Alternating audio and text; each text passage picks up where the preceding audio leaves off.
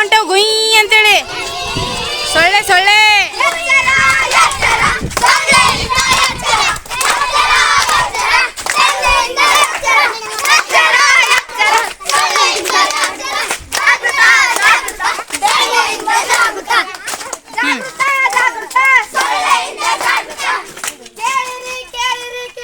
ಆ ಕಡೆ ಊರ ಜನರೆಲ್ಲರೂ ಕೇಳಿರಿ, ಹೇಗೆ ಕೊರೋನಾ ಮಹಾಮಾರಿ ಬಂದು ಲಕ್ಷಗಟ್ಟಲೆ ಜನರನ್ನು ಬಲಿ ತೆಗೆದುಕೊಂಡಿದೆ, ಹಾಗೆ ಇವಾಗ ಡೆಂಗು ಜ್ವರ ಬಂದಿದೆ. ಇದು ಹೇಗೆ ಬರುತ್ತೆ ಗೊತ್ತಾ? ಇದೋ ಕೇಳಿ.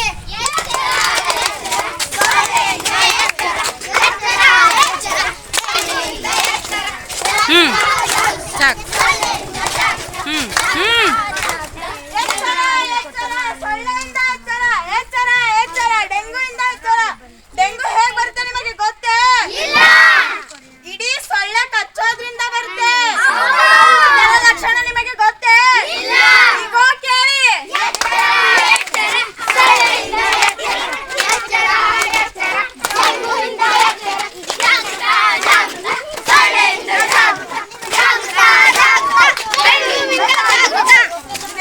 ಹೋಯ್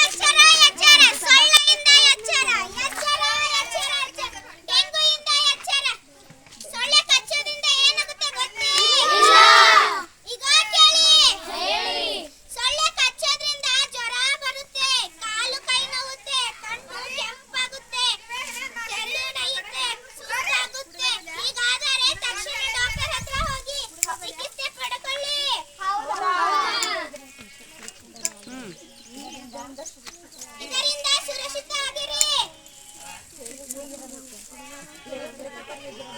ಹೇಗೆ ಸುರಕ್ಷಿತ ಆಗಿರಬೇಕು ಗೊತ್ತಾ?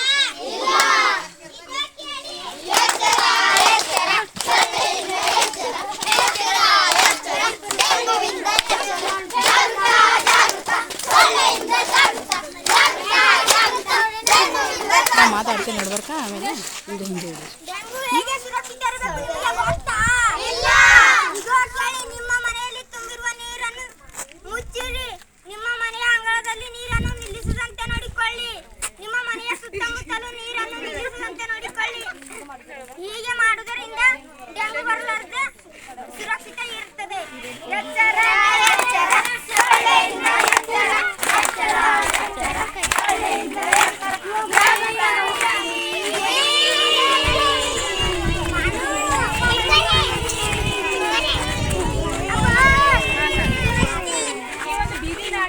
ಎಲ್ಲರಿಗೂ ಅರ್ಥ ಆಗಿದೆ ಅಂತೇಳಿ ನಾನು ಅನ್ಕೋತೀನಿ. ಇವಾಗ ಮಳೆಗಾಲ ಸ್ಟಾರ್ಟ್ ಆಗಿನಾಗಿನ ಹಿಡಿದು ಡೆಂಗುವಿನ ಒಂದು ಪ್ರಚಾರ ಹೆಚ್ಚಾಗ್ಯದ. ಡೆಂಗು ರೋಗ ಸಣ್ಣ ಮಕ್ಕಳಿಗೆ, ಹಿರಿಯರಿಗೆ ಬಹಳಷ್ಟು ಜಲ್ದಿ ಅಟ್ಯಾಕ್ ಆಗ್ಲತ್ತದ. ಇದು ಏಕೆ ಹರಡ್ತಾ ಇದೆ ಅಂತ ನೀವೆಲ್ಲರಿಗೂ ಇನ್ನೂ ಅರ್ಥ ಆಗ್ಲಕ್ಕಿಲ್ಲ. ಈ ರೀತಿ ಎಲ್ಲ ನೀವು ಮನೆ ಮುಂದೆಲ್ಲ ನಾಲೆಲ್ಲ ಇಟ್ಕೊಂಡಿದ್ದೀರಿಲ್ಲ, ಈ ನಾಲೆ ನೀರಿನ ಮೇಲೆ ಎಲ್ಲ ಸೊಳ್ಳೆಗಳು ಏನು ಮಾಡ್ತದೆ ಅಂದ್ರೆ ಲಾರ್ವಾವನ್ನು ಬಿಟ್ಟು ಅಲ್ಲಿ ಮರಿಗಳನ್ನು ಹಾಕಿ ಅದೇ ಮತ್ತು ಸೊಳ್ಳೆ ಸಂಖ್ಯೆ ಹೆಚ್ಚಾಗಿ ಕಚ್ಚೋದ್ರಿಂದ ಡೆಂಗು ಹರಡ್ತಾ ಇದೆ. ಈ ಡೆಂಗುಗೆ ಯಾವುದೇ ರೀತಿಯ ಇದು ಇಲ್ಲ, ಲಸಿಕೆ ಇಲ್ಲ, ಟ್ರೀಟ್ಮೆಂಟ್ನೂ ಇಲ್ಲ. ಅದಕ್ಕೆ ಬರಲಾರ್ದಂಗೆ ನಾವು ಕಾಪಾಡ್ಕೋಬೇಕಾಗ್ಯದ. ಸುಮ್ಮನೆ ಸ್ವಲ್ಪ ಜ್ವರ ಅವ ಏನು ಅಂತೇಳಿ ನಾವು ನಿರ್ಲಕ್ಷ್ಯ ಮಾಡಬೇಡ್ರಿ. ಸಣ್ಣ ಮಕ್ಕಳಿಗಾಗಲಿ, ಹಿರಿಯರಿಗಾಗಲಿ, ಯಾರಿಗೇ ಆಗಲಿ ಒಂದೇ ದಿನ ಜ್ವರ ಅವ ಇರಲಿ ಬಿಡು ಏನಂತೇಳಿ ಯಾವುದೋ ಒಂದು ಮೆಡಿಸಿನ್ ತಂದು ಆಗದ ಮೆಡಿಕಲ್ದಾಗ ಹಾಂಗೆ ಅಂತೇಳಿ ಮಾಡ್ಲಿಕ್ಕೆ ಹೋಗ್ಬೇಡ್ರಿ. ಈ ಡೆಂಗುವಿನಿಂದ ಮರಣ ಸಹಿತ ಆಗ್ಲತ್ತದ, ಸಾವು ಸಹಿತ ಸಂಭವಿಸತ್ತದ್ರಿ. ಅದಕ್ಕೆ ನಮ್ಮನ್ನು ನಾವು ಬಂದ ಮೇಲೆ ಟ್ರೀಟ್ ಮಾಡ್ಕೊಳ್ಳೋಕ್ಕಿಂತನೂ ಬರಲಾರ್ಕಿಂತ ಮೊದಲೇ ನಾವು ಪ್ರಿಕಾಷನ್ಸ್ ತೊಗೊಳ್ಳೋದು ನಮ್ದು ಜಾಗೃತಿದಾಗ ನಾವು ಇದ್ದಿರಬೇಕು. ಸಾಕಷ್ಟು ಜನ ಏನು ಮಾಡ್ತೀವಿ ಅಂದ್ರೆ ಬ್ಯಾರಲೆಲ್ಲ ನೀರು ತುಂಬಿಡ್ತೀವಿಲ್ಲ, ಒಳಗೆ ಹಾಸುಗಟ್ಟಿರ್ತದೆ, ಹಾಗೆ ಕ್ಲೀನ್ ಮಾಡಲ್ಲ ಅವನು. ಹೌದು, ಕ್ಲೀನ್ ಮಾಡೋಂಗಿಲ್ಲ. ಇಟ್ಟಿರುವ ನೀರಿನಲ್ಲಿ ಈ ಲಾರ್ವಗಳು ಜಾಸ್ತಿ ಬೆಳಿತಾವೆ.